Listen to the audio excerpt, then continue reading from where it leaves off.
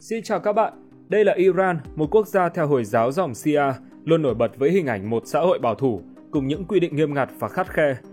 Nhưng dưới lớp vỏ bọc nghiêm khắc ấy, các hành vi tưởng chừng như trái ngược với nguyên tắc đạo đức lại tồn tại trong một khuôn khổ hợp pháp, làm dấy lên câu hỏi về mối quan hệ giữa truyền thống và sự tự do cá nhân. Liệu góc khuất đó chỉ là thử thách nhỏ hay là dấu hiệu của một sự thay đổi sâu sắc hơn đang âm ỉ trong lòng xã hội Iran? Để hiểu rõ hơn, các bạn hãy cùng chúng mình khám phá qua video ngày hôm nay nha!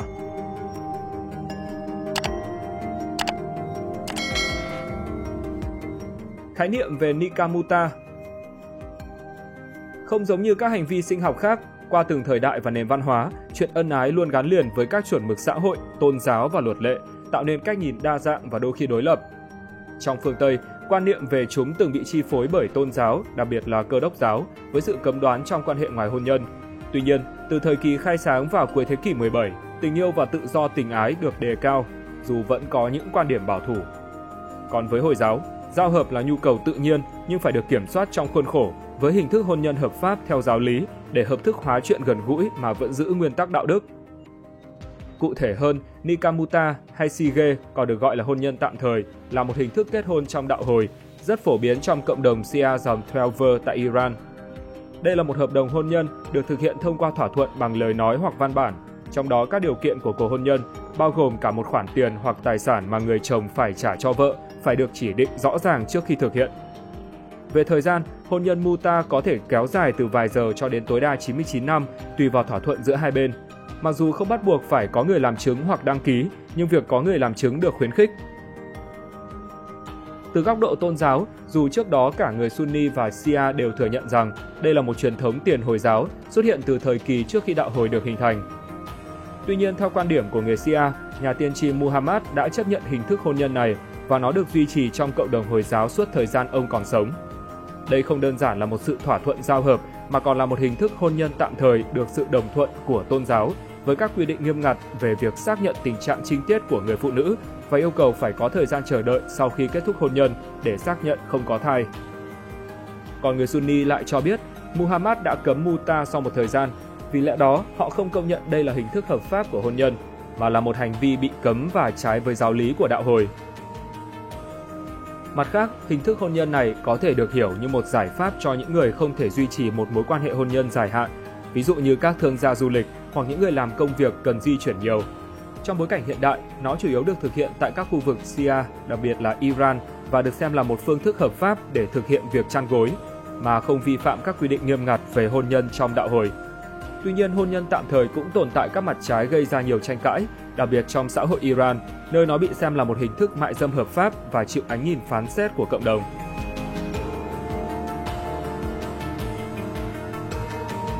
Hệ lụy đằng sau hôn nhân tạm thời. Nikah Muta được sinh ra với một mục đích tưởng như cao đẹp, đó là làm cầu nối giữa nhu cầu tình cảm và ràng buộc đạo đức, một giải pháp linh hoạt trong đạo Hồi dòng Shia nhằm hợp pháp hóa quan hệ thể xác mà không làm tổn hại đến các giá trị tôn giáo. Về lý thuyết, nó có thể giúp những người không đủ điều kiện kết hôn lâu dài như sinh viên, người nghèo, người sống xa gia đình hoặc góa phụ tránh khỏi quan hệ tình dục bất chính, vốn bị nghiêm cấm trong xã hội Iran. Hoặc đôi khi, đây còn được coi là cách để thử thách tình cảm trước khi bước vào cuộc hôn nhân chính thức và là sự an ủi về tinh thần cho những người cô đơn. Nhưng khi đi vào thực tế, việc kết hôn tạm thời lại bộc lộ nhiều bất cập nghiêm trọng. Theo Hội đồng tối cao về cách mạng văn hóa Iran, trinh tiết được ca ngợi như lá chắn đạo đức, giúp đàn ông kiểm soát ham muốn, ngăn ngừa đủ thứ tội lỗi như quan hệ bất chính, con ngoài giá thú, phá thai và cả quấy rối nơi công cộng. Họ lập luận rằng trinh tiết là một phẩm chất nội tại, là ranh giới vô hình ngăn chặn những hành vi vượt ngoài đạo đức và công lý. Nghe có vẻ như là một xã hội lý tưởng, nơi con người biết kiềm chế bản năng và sống thuần khiết, nhưng thật trớ trêu, chính trong cái không gian đầy quy tắc ấy, Nikah Muta lại được dùng như cánh cửa hợp pháp để lách qua mọi giới hạn. Theo điều 1075 của luật dân sự Iran, đàn ông từ 15 tuổi và phụ nữ từ 13 tuổi có thể tham gia kết hôn tạm thời, với việc đọc một công thức tiếng Ả Rập, trong đó nêu rõ của hồi môn và thời hạn hôn nhân mà không cần sự hiện diện của giáo sĩ. Điều này cho phép một mối quan hệ hợp pháp mà không cần các thủ tục rườm rà. Nhưng người phụ nữ lại không được hưởng các quyền lợi tài chính hoặc thừa kế như trong hôn nhân chính thức lâu dài. Đặc biệt, mối quan hệ có thể chấm dứt bất cứ lúc nào mà không cần phải thông qua thủ tục ly hôn theo quy định tại điều 1113, làm cho phụ nữ dễ bị bỏ rơi mà không có sự bảo vệ nào. Một vài nghiên cứu đã chỉ ra rằng trong nhiều trường hợp, hình thức Nikamuta đã bị biến tướng thành công cụ để đàn ông thỏa mãn dục vọng mà không phải gánh chịu trách nhiệm. Họ có thể cưới nhiều vợ tạm thời cùng lúc, sử dụng nó như một dạng hợp pháp hóa tình một đêm hay thậm chí là thử nghiệm trước khi cưới.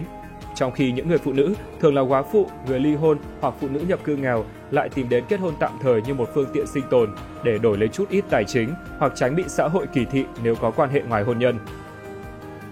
Tồi tệ hơn, nhiều bậc phụ huynh còn ép con mình thực hiện hôn nhân tạm thời với mục tiêu biến nó thành hôn nhân chính thức sau này và được gọi là Sige Maramiat, qua đó kiểm soát hành vi yêu đương của con cái.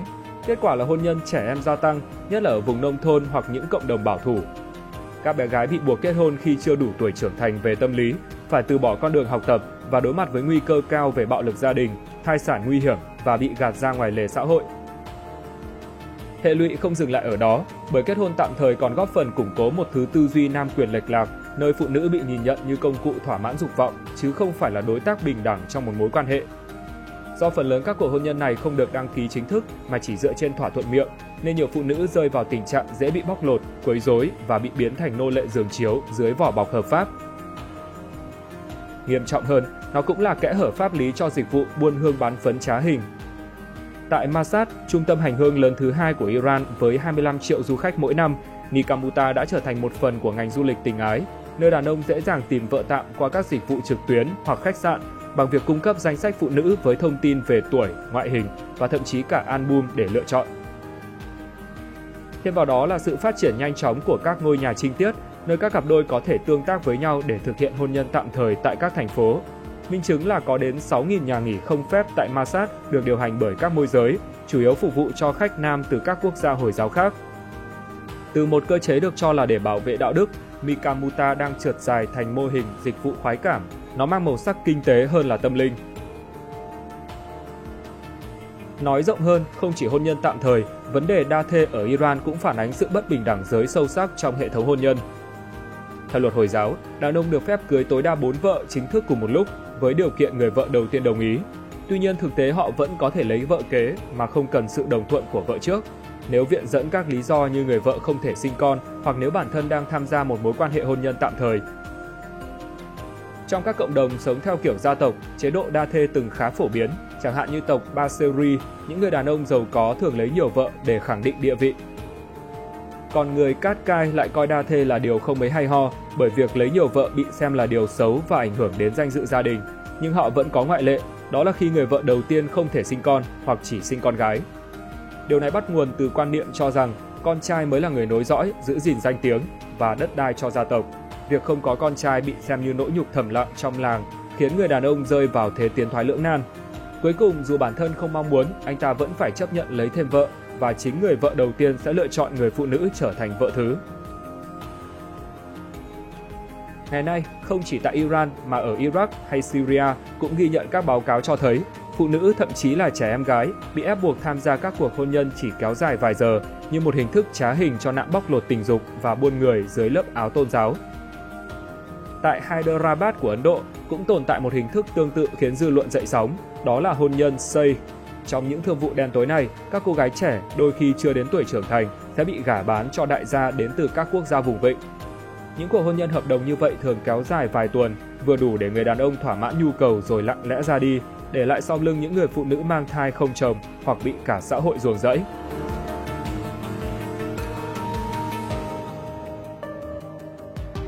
Thế giới song song ẩn mình trước luật cấm.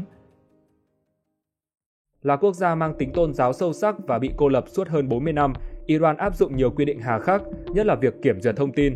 Dù anten vệ tinh bị cấm và Internet bị kiểm duyệt gắt gao, người dân vẫn tìm cách kết nối với thế giới.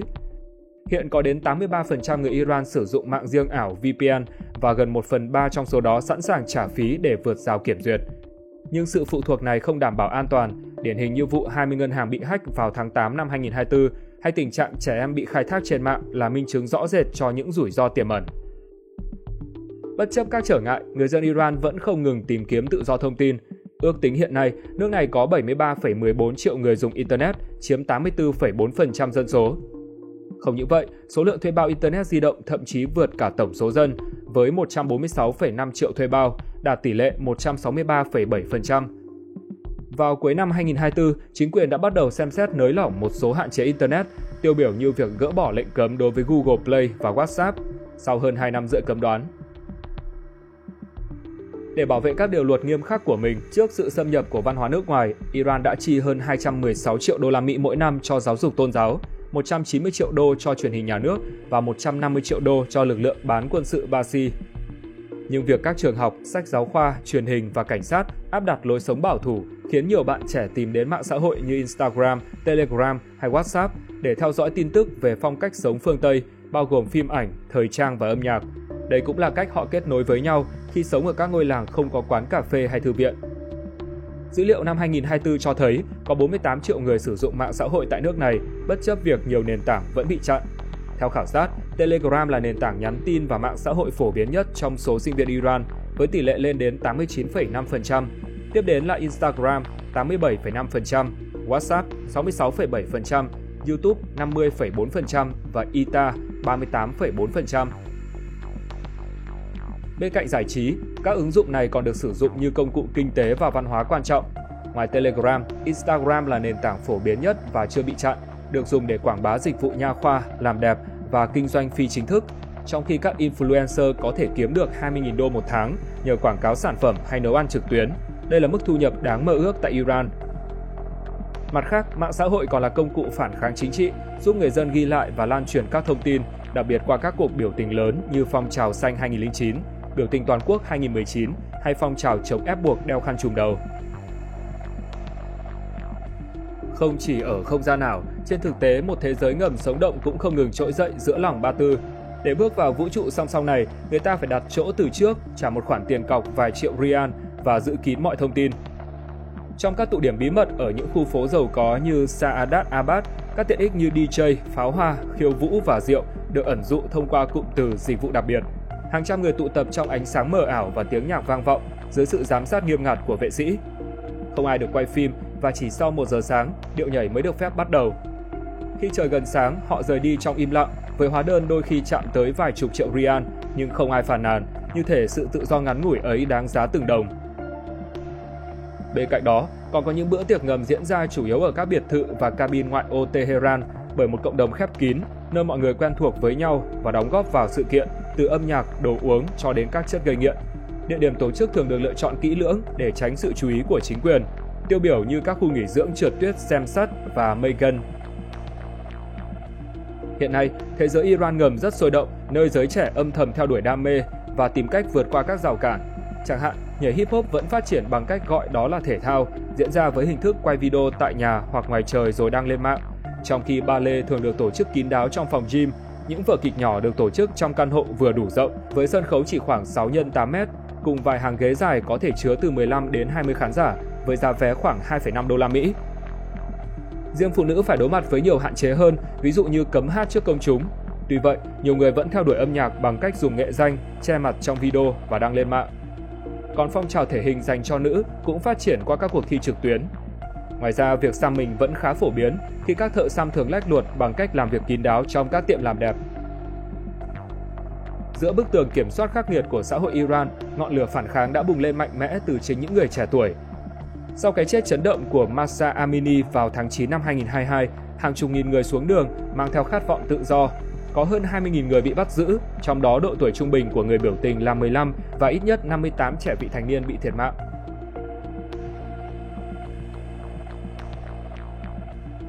Cuộc chiến khăn trùm đầu và sự hạn chế về quyền phụ nữ. Iran là một trong 6 quốc gia thuộc Liên Hợp Quốc chưa ký Công ước Quốc tế về xóa bỏ mọi hình thức phân biệt đối xử với phụ nữ. Còn trong báo cáo khoảng cách giới toàn cầu 2024 của Diễn đàn Kinh tế Thế giới, nước này xếp hạng 143 trên 146 quốc gia phản ánh tình trạng phân biệt giới cực kỳ sâu sắc tại quốc gia Trung Đông. Chỉ có 14% phụ nữ tham gia lực lượng lao động và chồng có thể cấm vợ làm việc nếu cho là ảnh hưởng đến gia đình hoặc phẩm giá. Họ cũng không được làm thẩm phán, không thể giữ chức lãnh tụ tối cao và bị loại khỏi các cuộc bầu cử tổng thống, cũng như hội đồng thông thái hay hội đồng giám hộ. Còn trong Quốc hội Iran hiện nay, chỉ có 14 phụ nữ trên tổng số 290 ghế. Nói rõ hơn, theo hiến pháp nước này, quyền của phụ nữ và trẻ em gái chỉ được công nhận ngang hàng với nam giới khi phù hợp với tiêu chuẩn Hồi giáo, một khái niệm rất mơ hồ và chưa được luật hóa rõ ràng. Vì vậy, phụ nữ và trẻ em gái phải đối mặt với bất bình đẳng trong nhiều lĩnh vực, như độ tuổi chịu trách nhiệm hình sự, quyền kết hôn, ly hôn, quyền nuôi con, quyền đi lại, quyền làm việc, tham gia chính trị xã hội và quyền truyền quốc tịch cho con. Lời khai của phụ nữ tại tòa án cũng có giá trị pháp lý thấp hơn so với nam giới, thậm chí trong một số vụ án không được chấp nhận, hoặc chỉ có giá trị bằng một nửa. Đồng thời, mức bồi thường khi quyền lợi của phụ nữ bị xâm phạm cũng thấp hơn so với nam giới. Đối với luật hôn nhân, họ cho phép đàn ông có tới 4 người vợ, trong khi phụ nữ chỉ có thể kết hôn với một người chồng và cần sự đồng ý của một người giám hộ nam để kết hôn. Độ tuổi kết hôn hợp pháp đã giảm dần theo thời gian và hợp đồng hôn nhân thường yêu cầu người phụ nữ vâng lời để nhận được sự hỗ trợ tài chính cho nhà ở, quần áo, thực phẩm và đồ nội thất. Đáng chú ý, họ chỉ được ly hôn thông qua tòa án, trong khi nam giới có thể đơn phương tuyên bố ly hôn mà không cần sự có mặt của vợ. Sự phân biệt còn tồn tại trong các hạn chế đi lại khi phụ nữ cần sự cho phép của chồng để xin hộ chiếu hoặc đi nước ngoài. Mặc dù phụ nữ chưa kết hôn từ 18 tuổi trở lên có thể xin hộ chiếu mà không cần sự cho phép trước, nhưng họ vẫn cần sự đồng ý của người giám hộ nam để thực hiện hoạt động này. Chưa dừng lại ở đó, vào tháng 11 năm 2021, việc Iran thông qua luật dân số trẻ và bảo vệ gia đình, nhưng thực chất là hình sự hóa việc tiếp cận phá thai, biện pháp tránh thai, dịch vụ triệt sản tự nguyện và thông tin liên quan đã bị các chuyên gia Liên Hợp Quốc chỉ trích gay gắt vì vi phạm nghiêm trọng các quyền cơ bản như quyền được sống, quyền chăm sóc sức khỏe, quyền bình đẳng và tự do ngôn luận.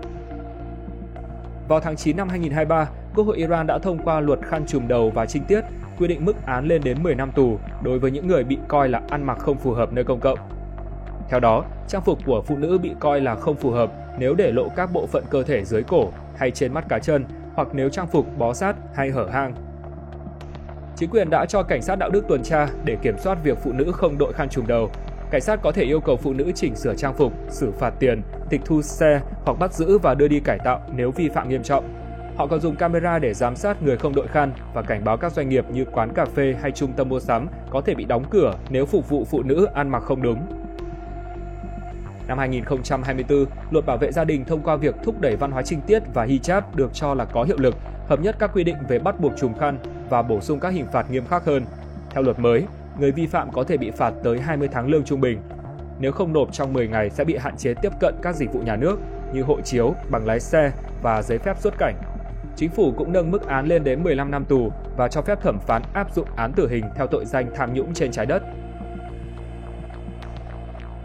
Chưa dừng lại ở đó, tình trạng cưỡng ép về thể chất và bạo lực giới, bao gồm bạo lực gia đình, diễn ra phổ biến do các quy định pháp lý không bảo vệ phụ nữ một cách đầy đủ. Theo đó, cưỡng ép ân ái trong hôn nhân không bị coi là tội phạm do luật mặc định người vợ phải phục tùng chồng. Luật cũng không công nhận hành vi xâm hại là một tội danh độc lập, mà chỉ xét xử dưới tội zina, nghĩa là quan hệ ngoài hôn nhân không có sự đồng thuận. Tuy nhiên, để buộc tội, nạn nhân phải có 4 nhân chứng nam hoặc lời thú nhận của thủ phạm, điều gần như không thể đạt được trong thực tế. Nếu không chứng minh được bị cưỡng ép, nạn nhân có thể bị kết tội ngược hoặc đối mặt với các hình phạt nặng nề như đánh roi, ném đá hoặc tước đoạt mạng sống. Không chỉ vậy, luật còn cho phép miễn trừ hình phạt cho nam giới trong một số trường hợp tấn công hoặc lấy mạng phụ nữ vì danh dự. Và trong hôn nhân, nếu người vợ từ chối nghĩa vụ quan hệ mà không có lý do được chấp nhận thì chồng có thể ngừng cấp dưỡng một cách hợp pháp. Tất cả đã khiến tình trạng phụ nữ thiệt mạng bởi các thành viên nam trong gia đình gia tăng mạnh mẽ. Trong nửa đầu năm 2024, đã có 93 vụ tước đoạt mạng sống của phụ nữ, tăng gần 60% so với cùng kỳ năm 2023. Chúng chủ yếu do chồng hoặc chồng cũ thực hiện và thường được che giấu dưới dạng tai nạn hoặc tự kết thúc cuộc sống. Trước đó, từ tháng 7 năm 2021, ít nhất 165 phụ nữ đã thiệt mạng bởi thành viên nam trong gia đình, với 21% là bé gái dưới 18 tuổi. Đồng thời, tỷ lệ bạo lực gia đình ở Iran ước tính lên đến 66%.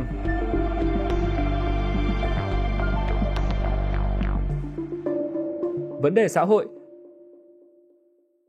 Dù là quốc gia giàu tài nguyên, nhưng thu nhập trung bình hàng tháng của hầu hết người dân Iran chỉ là 150 đô la Mỹ, trong khi ngân sách tối thiểu để duy trì cuộc sống của một gia đình nhỏ là khoảng 450 đô.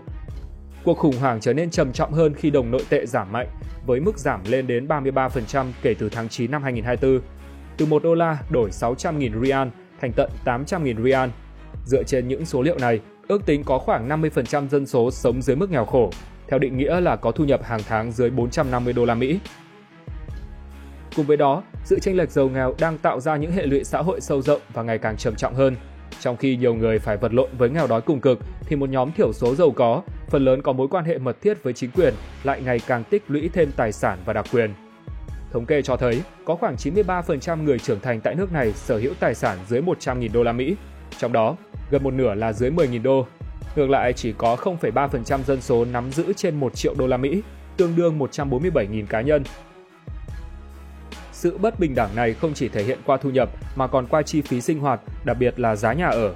Nhiều chuyên gia nhận định rằng người dân Iran sẽ phải dành hơn một thế kỷ tiết kiệm toàn bộ thu nhập mới có thể mua được nhà tại các khu đô thị, trong khi bất động sản xa xỉ vẫn tiếp tục mọc lên ở những khu vực giàu có như phía bắc Tehran. Chi phí thực phẩm tăng cao cũng góp phần làm trầm trọng thêm tình trạng nghèo đói. Vào tháng 10 năm 2024, chi phí trung bình cho các nhu cầu cơ bản của một gia đình đã tăng vọt lên 857 đô la Mỹ mỗi tháng. Tệ hơn nữa, chỉ có 1% công nhân Iran được tuyển dụng chính thức, trong khi 99% còn lại phải làm việc theo hợp đồng tạm thời hoặc không chính thức với mức lương ít ỏi. Đồng thời có khoảng 6% dân số, tức khoảng 5.200.000 người đang phải chịu cảnh nghèo đói cùng cực, phải đi ngủ trong tình trạng đói và cần tìm kiếm thức ăn mỗi ngày chỉ để tồn tại. Hệ quả của những điều trên là giảm tuổi thọ, chảy máu chất xám, suy giảm năng suất lao động và đặc biệt là sự đổ vỡ của cấu trúc xã hội do tình trạng bất công kéo dài. Nhiều người dân Iran đã buộc phải bán nội tạng ra nước ngoài, đa số là các bộ phận như thận, gan, giác mạc, tủy xương, thậm chí cả tinh trùng và trứng để kiếm sống hoặc trang trải viện phí. Các đường dây môi giới ngầm đưa người hiến đến UAE, Thổ Nhĩ Kỳ và Iraq với giá bán nội tạng dao động từ 7.000 đến 15.000 đô la Mỹ. Điều đáng buồn là phần lớn người bán thường bị lừa và không nhận được tiền như cam kết. Bên cạnh đó, vấn đề nhà ở tiếp tục đẩy hàng triệu người vào cảnh sống tại các khu ổ chuột. Theo số liệu chính thức, hiện có 6,5 đến 7% dân số sống tại vùng ven đô, nhưng các nhà xã hội học cho rằng con số thực tế có thể cao hơn nhiều, tăng từ 600.000 người lên hơn 25 triệu người trong vòng 35 năm qua. Tỷ lệ thất nghiệp trung bình ở Iran trong 2 thập kỷ qua luôn dao động ở mức cao, với con số là 11%. Một vấn đề nan giải khác là tình trạng tảo hôn. Theo luật Iran, bé gái được phép kết hôn từ 13 tuổi và bé trai từ 15 tuổi. Nhưng với sự đồng ý của cha mẹ và phê chuẩn của tòa án, bé gái có thể lấy chồng từ 9 tuổi. Quy định này vô tình hợp pháp hóa hôn nhân cưỡng ép, buộc các em phải chịu đựng những nghĩa vụ hôn nhân khắc nghiệt, bao gồm cả việc đáp ứng nhu cầu tình ái của chồng. Nguyên nhân của tình trạng này bắt rễ từ văn hóa, kinh tế và niềm tin tôn giáo. Ở các vùng bộ lạc vẫn còn duy trì phong tục lạc hậu như hôn nhân huyết thống, tức là ép bé gái kết hôn để hóa giải thù hận giữa các bộ tộc, hay hôn nhân dây rốn, tức là sắp đặt hôn nhân từ khi trẻ lọt lòng. Nghèo đói cũng khiến nhiều gia đình gả con gái sớm để nhận giá cô dâu dựa trên nhan sắc của cô bé hoặc sự giàu có của chú rể.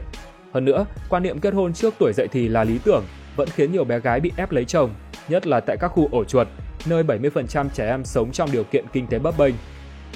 Từ năm 2017 đến năm 2022, Iran ghi nhận 184.000 cuộc hôn nhân với bé gái dưới 15 tuổi, trong đó năm 2022 có 25.900 trường hợp. Từ tháng 3 đến tháng 11 năm 2021, tại Sistan, Baluchistan có 290 trẻ sơ sinh được sinh ra từ các bà mẹ 10 đến 14 tuổi và hơn 6.800 trẻ sinh ra từ bà mẹ 15 đến 19 tuổi. Tệ hơn nữa, những cuộc hôn nhân này thường dẫn đến ly hôn với 172 bé gái 10 đến 14 tuổi và 3.044 bé gái 15 đến 19 tuổi ly hôn chỉ trong 3 tháng năm 2021. Nhiều cô dâu trẻ còn trở thành nạn nhân của bạo lực gia đình, cưỡng bức, thậm chí thiệt mạng vì danh dự mà không được pháp luật bảo vệ. Tất cả đã cho thấy hệ quả tất yếu của sự bất bình đẳng ngày càng trầm trọng là cảm giác bất công và thất vọng lan rộng trong xã hội Iran. Hình ảnh những chiếc xe sang lướt qua các con phố của Tehran hay những biệt thự xa hoa trị giá hàng triệu đô la ngày càng trở nên chói tai và chói mắt khi đặt cạnh cuộc sống khốn khó của đại đa số người dân. Sự đối lập gay gắt này không chỉ làm suy giảm tinh thần lao động và hiệu suất kinh tế, mà còn thổi bùng lên làn sóng phẫn nộ âm ỉ và gia tăng nguy cơ bất ổn xã hội trong một quốc gia vốn đã chất chứa nhiều mâu thuẫn. Và đó là lý do vì sao nhiều người Iran có thể tự do quan hệ trước hôn nhân cùng với những góc khuất sâu kín trong xã hội tưởng chừng như khép kín này. Xin chào và hẹn gặp lại các bạn trong những video tiếp theo.